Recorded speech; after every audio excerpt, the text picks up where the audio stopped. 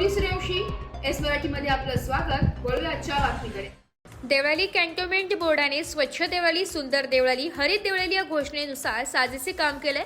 केंद्र सरकारच्या स्वच्छ सर्वेक्षण अभियानात देवळालीने देशात दुसरा तर राज्यातील कॅन्टोन्मेंटमध्ये प्रथम क्रमांक पटकावलाय। मागील वर्षीही देवळालीने राज्यात प्रथम क्रमांक पटकावला होता।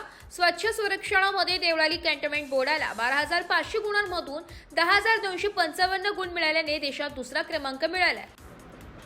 राज्यात मात्र गेल्या वर्षीप्रमाणे पहिल्या येण्याचा बहुमान मिळाल्याचं आरोग्य अधीक्षक अमन गुप्ता यांनी सांगितलं। दरवर्षी देशभरात स्वच्छ सर्वेक्षण अभियान राबवण्यात येतं। देशातील 62 कॅन्टोन्मेंट बोर्डामध्ये देवळाली कॅन्टोन्मेंट बोर्डाने त्यांच्या श्रेणीत दुसरे स्थान मिळवले। 2020 मध्ये स्वच्छ भारत अभियानात घसरलेला क्रमांक लक्षात घेऊन बोर्ड प्रशासनाने स्वच्छतेबाबत विशेष मोहीम राबवण्यासाठी नियोजन करून कामकाजात सुधारणा केली आहे। त्यामुळे सर्वेक्षणात वरचे स्थान मिळाले। संपूर्ण प्रशासनाने संयुक्तिक काम केलंय। सफाई कर्मचाऱ्यांच्या मदतीने मंडळाच्या सदस्यांनी यशाचा आलेख उंचावलाय।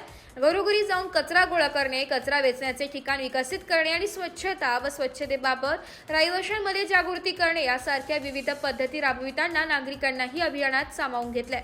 देशात तेलंगणामधील सिकंदराबाद कॅन्टोन्मेंट बोर्डाने कॅन्टोन्मेंट श्रेणीत प्रथम क्रमांक पटकावलाय। देवळाली कॅन्टोन्मेंट बोर्डचे मुख्य कार्यकारी अधिकारी अभिषेक मणि त्रिपाठी, आरोग्य अधीक्षक अमन गुप्ता, आरोग्य निरीक्षक मयूर सोदे, शुभम शेंडगे, तांत्रिक सल्लागार शाजेब सय्यद, आरोग्य पर्यवेक्षक शिवाजी सबकडे, सुरेश थामेत यांनी कर्मचाऱ्यांच्या मदतीने अस्वच्छता असलेल्या ठिकाणी जाऊन कचरा गोळा करणे, त्याची योग्य विल्हेवाट करणे लावणे या कामी शर्थीचे प्रयत्न केले। एस मराठी न्यूजसाठी नाशिक शहर प्रतिनिधी, नाशिक।